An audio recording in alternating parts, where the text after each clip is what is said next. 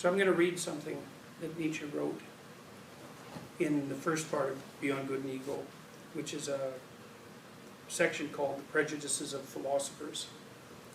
And it's a really good example of the density of this book.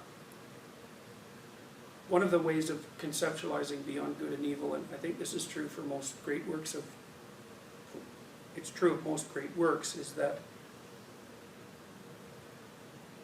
the author of the work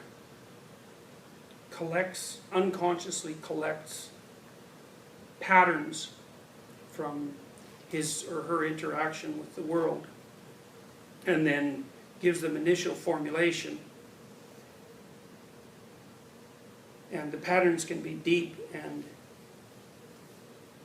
multi-level, and the initial formulation translates them into not so much ideas as into the seeds of future ideas. And the more poetic the author happens to be, the more the case that his or her writings contain within it the seeds of future ideas. And where the romantic philosophers or authors, and I think Nietzsche and Dostoevsky are in some sense foremost among them, are particularly notable for their ability to do exactly that. Now, in this particular paragraph not only serves as an example of that, but it also serves as a self-conscious reflection on that, because Nietzsche is writing a paragraph here that is full of the seeds of ideas that will actually bloom and flower to a great degree in the 20th century. But while he's simultaneously revealing those ideas, he's also telling you exactly how he's doing it and how it is that philosophers do it. So it's a spectacular accomplishment. I'm going to read it probably phrase by phrase and then take it apart because it's so dense, and Beyond Good and Evil is like that. It's Nietzsche, when Nietzsche was writing Beyond Good and Evil, he wasn't very well.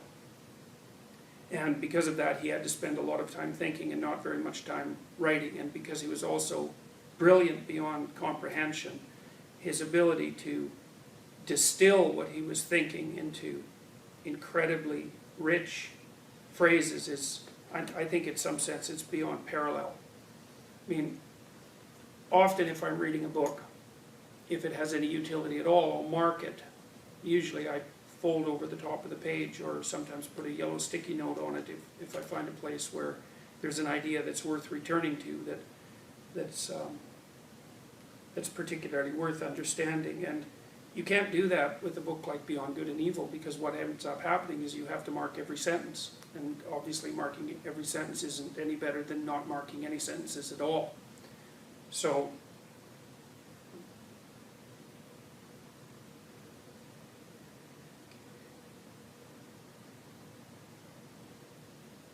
I guess I also might as well tell you why it is worth bothering with a book like this at all. Because it's a very difficult book, and it's also the sort of book that will rattle you up. So Nietzsche is very interested in the problem of value. And the problem of value fundamentally is not the problem of what is the world made of, or even how does the world function, which are more, in some sense, more specifically scientific questions, but how is it that you should conduct yourself in the world? How should you act? And people act towards aims, in a sense, because we're active creatures and we're moving from one point to another. We're moving towards things that we want, and that means that we're guided by our desires. And we're not only guided by desires insofar as we have individual desires, we're guided by the structure that consists of how those desires are related to one another. So, for example, if you have a room full of people, say a room full of children, they're active and they're each pursuing their individual desires, but at some point they may choose to organize themselves into a game. And if they organize themselves into a game, what they're doing, for all intents and purposes, is producing a little society, a little micro-society. And within that micro-society, they're deciding what desires will be currently expressed and how they'll exist in relationship to one another. And that means that they can cooperate without too much conflict, and that they can jointly move towards a joint aim without, and gather all the benefits that might be associated with that. And that might be the accomplishment of the aim, whatever it is, but it also might be just the enjoyment that's to be had in the pursuit of that activity. Now, people do that socially, because we have to do that in order to get along with other people, because our desires have to be melded with those of other people. But we also do it psychologically, and those two things exist in a dance, because as I'm interacting with other people, the demands of the fact that we're interacting require each of us to arrange our desires in a way that's acceptable to everyone else. But at the same time, while we're doing that, we're also observing the process by which those desires are ordered, and then we internalize that process and use that to order our own desires. And so there's a constant mutually informative dance between the individual and the group, and the culmination of that is the organization of society and the simultaneous organization of the psyche. And it's that process that Nietzsche is talking about in these paragraphs. Now, you might ask yourself, well, what's the utility of articulating such things and conceptualizing them and understanding them? And the answer, in some ways, is straightforward. If you don't want to run afoul of your own desires, you have to organize them. Because some of them are short-term, and some of them are medium-term, and some of them are long-term, and some of them aim at this, and some of them aim at that, and it isn't necessarily the case that those desires allow for mutual fulfillment. So, for example, maybe you're very interested in pursuing a sexual relationship with someone, but you're also very interested in having a family and some stability in your life. Or maybe you're interested in pursuing a sexual relationship with a whole sequence of people, but you're also interested in having a family and stabilizing your life. It's not obvious that those desires can exist in the same universe without producing what you might think about as a war. And some of that might be a psychological war, but some of it's also going to be a war that actually occurs in existence while you're fighting through the contradictory consequences of wanting to pursue many people and formulate a stable relationship with one person. Now, part of the reason that you want to think about these sorts of things is because if you think about them and get your thoughts and your value system intelligently and coherently and cogently laid out, then when you act out that value system in the world, you're going to run into less conflict and less uncertainty and less misery, and you're going to have a higher probability of getting what it is that you want, but you're also going to have a higher probability of getting what you want in a way that allows you to cooperate with other people without entering into too much conflict with them. And so in some sense, the purpose that you think, the reason that you think, or the purpose of thinking, is so that you can sort out how you're going to move forward in the world without having to directly run headlong into all the obstacles that you might run into if you were doing such a thing blindly. And so then you might ask yourself, well, why would you bother reading philosophy, or the philosophy written by someone who's great? And the answer to that is that they can help you think these things through in a manner that you would not be capable of doing on your own, because Nietzsche, I mean, it's difficult to estimate how intelligent Nietzsche was, but I suspect he was perhaps 1 in a billion, which would put him far beyond the 99.999th percentile.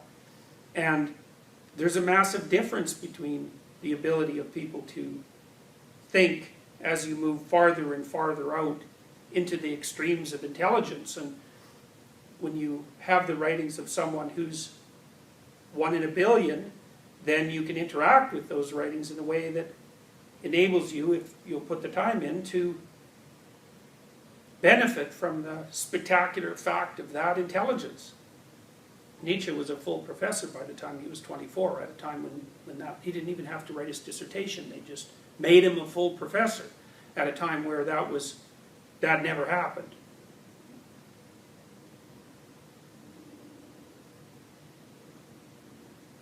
So this is what he has to say in The Prejudices of Philosophers, which is the first chapter of the book Beyond Good and Evil.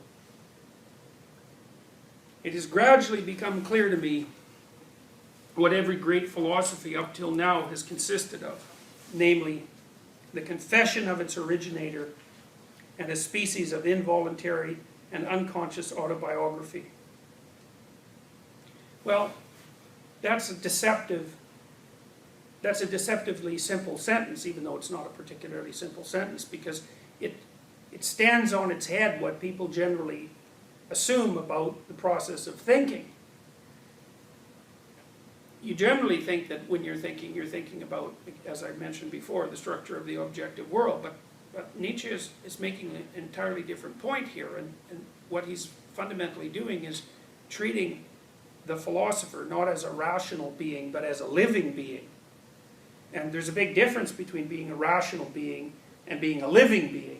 Because if you're a living being, your primary goal is to do whatever it is that furthers your life. And if you're a rational being, then your primary goal is to do whatever it is that a rational being might do.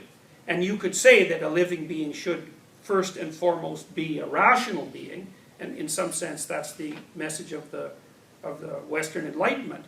But it's by no means self-evident that that's the case. And it's certainly not something that Nietzsche doesn't believe that people are rational beings. Certainly not primarily, and more importantly, he isn't exactly convinced that they should be. So for example, one of Nietzsche's most famous maxims is that truth serves life, and that's a very different idea than the purpose of truth, say, is the accurate representation of the objective world.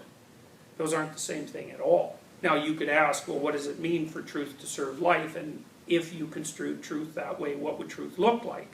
And, the mere statement that truth should serve life doesn't offer you the answers to those questions, but it's the beginning of a different metaphysics, and in some sense a metaphysics which is, say, the universe within which a philosopher might operate. A metaphysics is the initial structure of presuppositions within which a view of the world is organized. One presupposition might be human beings are rational and that we're attempting to formulate and improve our sense of the objective world, our formulation of the objective world. And another would be that human beings aren't rational, we're irrational, and that what we're motivated to do is to live, whatever that means, and that the purpose of our thinking and our philosophy should be to facilitate our living. And that's one of the foundation blocks of Nietzsche's philosophy. So he's a moral philosopher, fundamentally, because morality is about values, and values are, you could say values are what you aim for, but it's more complicated than that. Values actually constitute the lens through which you view the world, so it's partly what you're aiming at, but it's also partly your conception of who you are now and where you are, and it's also partly your conception of how you're going to get to where it is that you want to be, and it's also partly the psychological system that you use to parse up the world so that it reveals to you the pathway that you can take to get to what you want. Value is all of that, and then it's more than that, because you could say that you have a value, which contains all of that, but then you can say that you have a set of values, which is the arrangement of all of that, and then you could say that you have a set of values that's the arrangement of all of that you have to arrange with other people, and then you could say that you have all that and you have to arrange it with other people, and you have to arrange it across different spans of time, because what you want today and what you want next week and what you want next month are not necessarily the same thing, and one does not necessarily lead into the other. So to be a moral philosopher is to examine what that system is and how it operates and how it came about. Now, one of the things that Nietzsche says is, it has gradually become clear to me what every great philosophy up till now has consisted of, namely the confession of its originator and a species of involuntary and unconscious autobiography. So his claim fundamentally is that no matter what the philosopher thinks he's doing while he's writing philosophy, what he's actually doing is revealing and articulating his being. And then you might say, well, where did that being come from? And the answer to that is, well, partly you could consider it a biological function insofar as that we have value structures that are built into us that are the process, we would say, the process of a very long evolutionary history. But because you're also a cultural phenomena, and because the manner in which you've arranged your values and your desires has been conditioned to the last degree by the process of enculturation that you were subjected to, when you confess in an autobiographical manner and articulate that, what you're also doing is recapitulating the entire structure of your culture. It's in you, and you might say, well, where is it in you? And and what does in you mean? Part of it means is that you act out a pattern of behavior, and that pattern of behavior is like a dance that someone is manifesting to a symphonic score. It's unbelievably complicated, and it has its psychological elements, and some of those are conscious and some of them aren't. Some of them are just implicit and embedded in the way you act and the way you perceive, and what the philosopher is attempting to do is to reveal those to himself and to articulate them so that the entire structure can be analyzed. Well, so Nietzsche's first proposition is that when a philosopher is thinking, that what he's doing is not thinking, it's revealing himself in an autobiographical sense under the guise of rational thinking. And so then it becomes something more like a story. And, well, and he covers all that in the first two phrases. So that gives you some example, some indication of what this book is like. A species of involuntary and unconscious autobiography. Well, that's a more complicated idea too, because you might say, well, why would someone be driven in an involuntary way and an unconscious way to describe their autobiography? And that's a very complicated question. It might be that one of the reasons that people value one another is because we engage in the process of sharing deeply autobiographical information. You tell me your story and I tell you my story, and you might say, well, why do we even bother with such things? And the answer to that is, well, if you can tell me about the pain and tragedy that you've encountered, then that gives me a better vision of the dangers of the world, without actually having to expose myself to those dangers, except in simulation. I might feel sorry for you, I might feel bad about your tragic experiences, but I'm not bleeding for them. And then there's always the possibility that you'll also tell me how you solved your problem, in which case I can either avoid that problem entirely, or if I do encounter it, I can solve it without having to go through, maybe it took you decades to formulate your solution to that problem.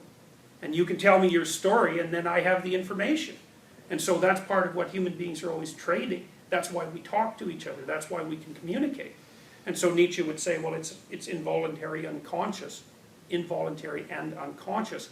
He's alluding to the fact that that proclivity is so deeply embedded in people, that desire to make an autobiographical recounting, that it serves as the kind of motivation that we don't question for doing almost everything that we do.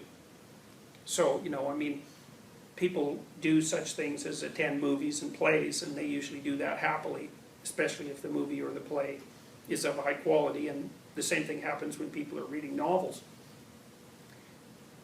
They're attracted to such things. They have a built-in value, and it's very rarely the case that people will ever question why it is that they're doing such things. In fact, you see this quite commonly with students who are first introduced to the study of literature.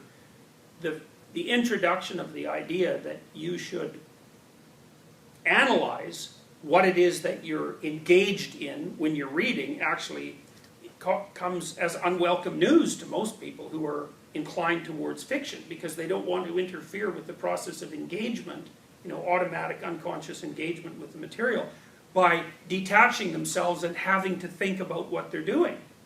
So that's why it's involuntary and unconscious.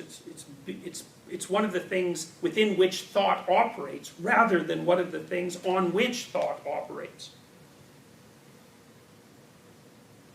Then he says, the moral or immoral purpose in which every philosophy has constituted, the moral or immoral purpose in every philosophy has constituted the true vital germ out of which the entire plant has always grown.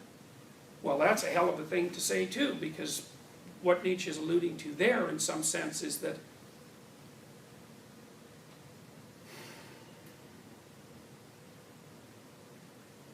the philosopher can't help, and that would be, in some sense, also the person who's recounting their autobiography, can't help but tell you what they're up to, even though they might not know. And this is something that Jung, because Jung was Carl Jung, the psychoanalyst, was a great student of Nietzsche. And Jung came to believe that we all inhabited stories, that the stories we inhabited were actually the structures of value within which we lived, and that those stories essentially had an ethic or a moral. And then you can start thinking about what the ethics and the morals might be, and you kind of have some sense of that, because there's comedic stories and tragic stories, and there's evil characters and good characters and so forth. Those are archetypal characters. But part of the point that Nietzsche is attempting to make here is that the philosopher is in fact aiming at something with his life, with all of his actions. He might not even know what it is, but partly what he's doing in his attempt to philosophize is to articulate that and reveal it to himself and to other people. So then the question becomes, well, what is it that the person is up to? And I would say in some sense that's the ultimate question. And so Nietzsche here in this paragraph is also dealing with the ultimate question in life, which might be, well, to what is your life aimed? And you might say, well, it's not aimed at anything. I don't know. I don't seem to have any coherent set of beliefs. I don't know what I believe. I don't believe in anything, even. But that's not the case, because if you didn't believe in anything, you couldn't see. You have to believe in something to be able to see, because you point your eyes at things, and you can't organize your vision without having an aim. And so the very act of interacting with the world presupposes an ethic. And then all those micro-ethics that you contain within you are organized into some sort of structure, either badly or well, and that structure roughly has an aim. And you might know it and you might not, but that doesn't mean it isn't there. So another thing that Nietzsche is alluding to is that you believe things whether or not you think you believe them. In fact, believing them and knowing you believe them aren't even the same thing. And so that people believe all sorts of things that they don't know about. And that partly what they're doing when they're doing philosophy is to try to figure out what those things are. And and you can also ask yourself, well, where did they come from? Well, they partly came from you, but you're an old thing. Your physical form is 3.5 billion years old. And you're the process of all that, all the death and struggling that went along the entire course of that 3.5 billion years, is you carry that with you. And then on top of that, inside you is the consequence of the entire cultural history of complex life. That's all inside you too. And then on top of that, some of that's articulated more or less. Some of it's acted out, dramatized, represented in fiction and that sort of thing. And then some of it's articulated. But there's way more at the bottom than is fully articulated. And so God only knows what you're up to. And then you might say, well, who cares? Well, the problem with that is that you care, because first of all, that's the definition of caring. And second of all, that determines the way that you'll move through your life. And everything that happens to you that's good or evil or good or bad is going to be a consequence of the manifestation of that ethic in the world. So, and now Nietzsche is saying something else too when he says, the moral or immoral purpose in every philosophy has constituted the true vital germ out of which the entire plant has always grown. He's saying that the philosopher can't help but reveal his aim in his writings. And then he's saying something else, which is that aim might be malevolent. And, modern people aren't very comfortable with ideas like malevolence, because malevolence is an idea that's related to evil. And modern people think of themselves as beyond good and evil to some degree. They don't believe in the reality of those concepts. And of course, in this book, Nietzsche is also questioning at least our a priori presuppositions about what good and evil are. But That doesn't mean that he doesn't believe that they don't exist. That doesn't mean that he doesn't believe that they don't exist. Yes, I guess that's right. You know, this is one of the things I've thought about when I was thinking about, when I thought about how Hitler died. You know, Hitler committed suicide in a bunker underneath Berlin when Europe was in flames. And so one conclusion that a psychoanalytically minded historian could derive from that is that's what he wanted. Right. And then that opens up an entire, a vast nest of snakes, because one of the things that you might ask is, well, how is it that someone would desire that? First of all, could that even be desired? Is that actually something that anyone could even desire? Then you might ask, well, why is it that someone would desire that? And then the next thing you might ask is, if a human being could desire that, and Hitler was a human being, then exactly what does that say about you? And you might say, well, I could never desire such a thing. But following along the train of the argument that we've been laying out is like, what makes you think you're a reliable judge of what it is that you're up to? So, okay, so now we've unpacked 3 sentences, and we'll continue on with the same paragraph. Indeed, to understand how the most abstract metaphysical assertions of a philosopher have been arrived at, it is always well and wise to first ask oneself, what morality do they, or does he, aim at? So what the question is, what's the person up to? Well, there's an entire nest of snakes underneath that sentence, that sequence of propositions as well.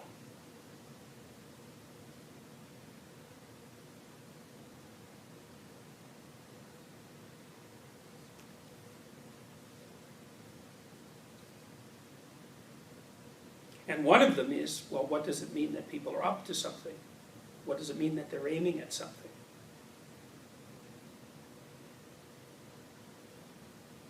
Accordingly, I do not believe that an impulse to knowledge is the father of philosophy, but that another impulse, here as elsewhere, has only made use of knowledge and mistaken knowledge as an instrument. But whoever considers the fundamental impulses of man with a view to determining how far they may have here acted as inspiring... No, this is partly why this is going to require editing. It's so complicated to go through.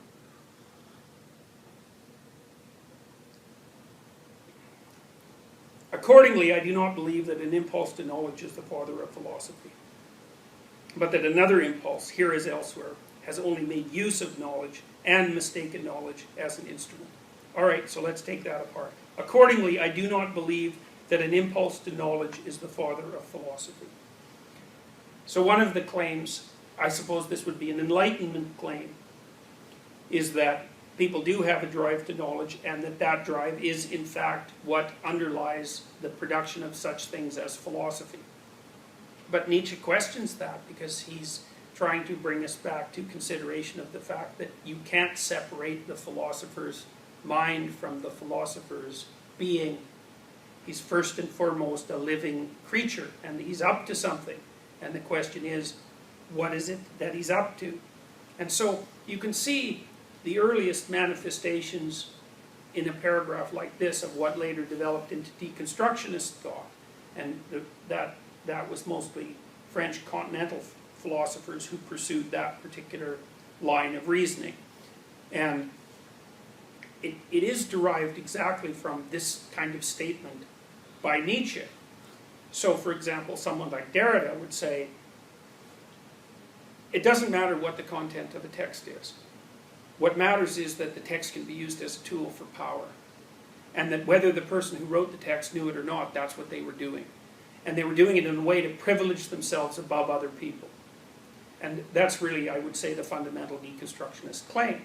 And it's a powerful claim. It's an utterly corrupt claim.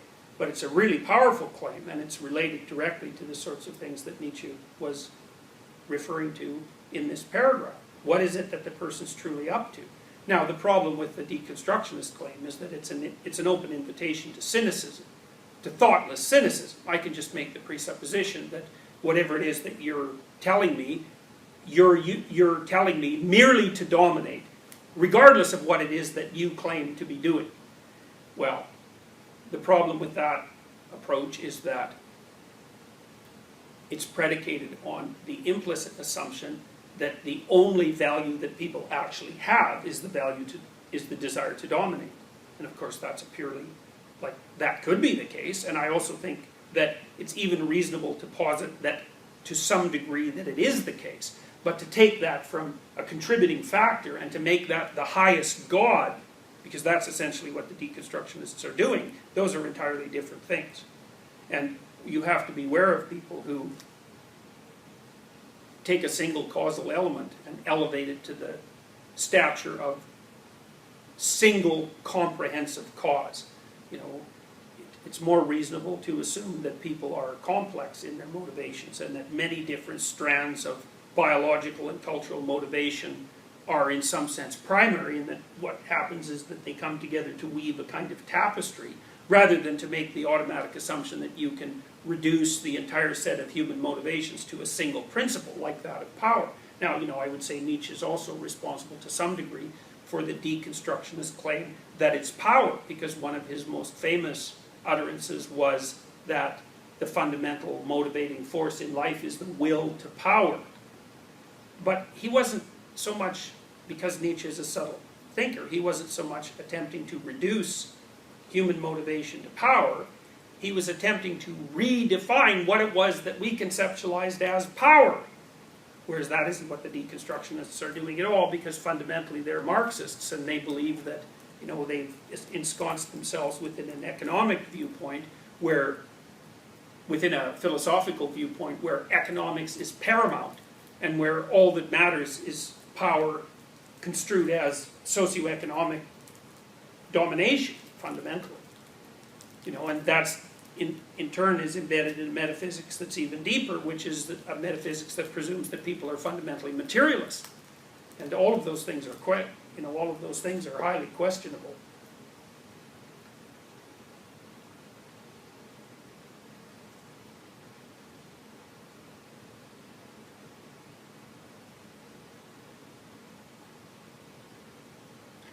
So I'm going to skip ahead a little bit in the paragraph. When Nietzsche talks about the motivations of, you might consider them, people who are working in the middle ranks of bureaucracies, whether they're scientific or otherwise. So they're, in some sense, acting as cogs in a particular machine, and so that's what he's describing here. He says, in the case of scholars, or in the case of really scientific men, there may really be such a thing as an impulse to knowledge, some kind of small, independent clockwork which, when well wound up, works away industriously to that end, without the rest of the scholarly impulses taking any material part therein. The actual interests of the scholar, therefore, are generally in quite another direction. It is the family, or in money-making, or in politics. It is, in fact, almost indifferent at what point of research his little machine is placed, and whether the hopeful young worker becomes a good philologist, someone who studied the origin of words, a mushroom specialist, or a chemist. He's not characterized becoming this by this. He's not characterized by becoming this or that. Nietzsche's point there, fundamentally, is that even when you do analyze people in whom the will to knowledge might actually be operative, even though he wouldn't be willing to grant it the status of highest motivating power, that even in those people where that will to knowledge does exist, the probability that that is in turn subordinated to some other principle that's higher in the value hierarchy is very, very high.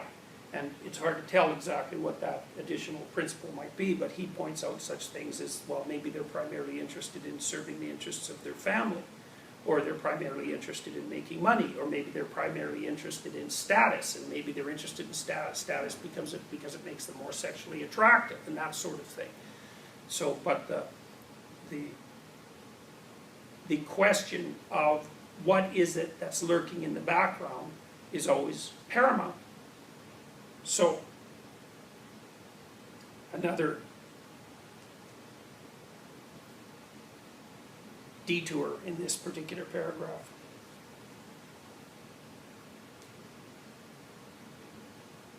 Whoever considers the fundamental impulses of man with a view to determining how far they may have here acted as inspiring genii or as demons will find that they have all practiced philosophy at one time or another, and that each of them would have been only too glad to look upon itself as the ultimate end of existence and the legitimate lord over all of the other impulses. That's another, like, the Beyond Good and Evil, to think of it as a book is a really foolish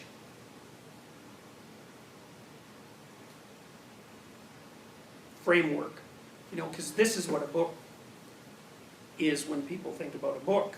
You know, it's like a material entity. It's 8 inches high and 6 inches wide and 2 inches thick and weighs a pound, and it's made out of paper, and it's between two covers. You know, and that's a materialist. That's the a priori sort of axiomatic view of a book. But Nietzsche's Beyond Good and Evil isn't a book at all. It's a series of bombs. And each sentence is a bomb. And each sentence blows things up that people don't even know exist. And so one of the things with this sentence, for example, here's how he's conceptualizing a human being. So the first thing he talks about is that there are fundamental impulses in human beings. Okay, so that begs the questions. Well, what do you mean by impulse? And what do you mean by fundamental? And both of those are extraordinarily complicated problems. So an impulse, you can think of an impulse as a drive. You could think about it as a biological instinct. You could think about it as an aim or a goal. You could think about it as an act of will. Like there's endless questions that hang off that question, but we could start with the idea that we perhaps can't define it, but we are willing to go with the proposition that people do have impulses. And I think maybe that's manifest to you most particularly when you're attempting to do something voluntarily and something involuntarily interferes with that. You know, so maybe you're sitting down to try to get some work done, and the work is not of any particular intrinsic interest, but you regard it as necessary, you know, necessary element in some higher order scheme. And so you're attempting to organize yourself so you will in fact concentrate on that particular relatively mundane activity. But what you find when you sit down to actually engage in that is you can't do it. You have to go do the dishes, or you have to clean under the bed, or you have to have a sexual fantasy, or there's some other thing that you could do that's useful but that you wouldn't normally do that you'll go do instead, or that you fall asleep, or that you get hungry, or like there's an endless number of, let's call them impulses, that might arise to interfere with your conscious movement forward. Well, exactly what are those things? Well, Nietzsche certainly conceptualizes the human being as a place where those things live. And he does mean live too, because he wouldn't refer to them as demons or genies without introducing the metaphorical conception of something that lives. And so partly what Nietzsche reveals in those sentences is that he conceptualizes a human being as the dwelling place of spirits. And some of them are genii, let's say. That's the root word of genius. That's the terribly powerful thing that exists in the terribly small compartment, right, that you have to call forth. And some of them are demons. And demons are things that have their own autonomous will and that generally aren't aiming for the good. So those are all things Nietzsche just lays out as implicit parts of the sentence. So he activates all those ideas, whether you know it or not, in your mind to the degree that you process the sentence. And those things start to take on a life of their own, those ideas. And so then he adds another dimension of complexity to that by saying, well, you're full of demons and genies, and they're all doing their own thing, whatever that happens to be. But each of them, if left to their own devices, would attempt to remake the entire world in their form. And so I thought of this from a narrative point of view, or from a symbolic point of view, in old stories, in folk tales and fairy tales, you often have cyclops, or one-eyed giants. And there's a sexual connotation to that, which is apropos that the psychoanalysts would certainly point out. But the one eye idea is that this thing is gigantic and wants one thing. And so that's another way that Nietzsche is conceptualizing the fundamental structure of the human psyche. It's a dwelling place full of one-eyed giants, and they're constantly, well, one way of looking at it is they're constantly at war.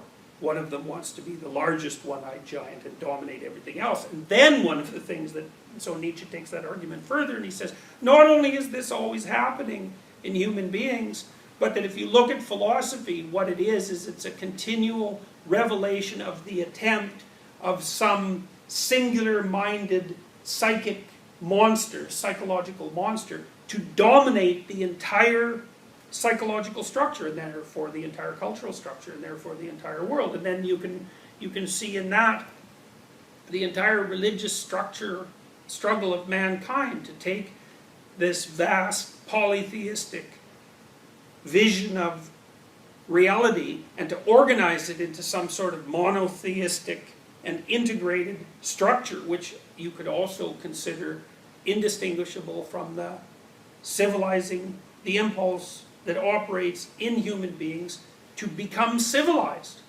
Because on the one hand, it might be a terrible thing that one-eyed monster emerges to attempt to dominate all the others.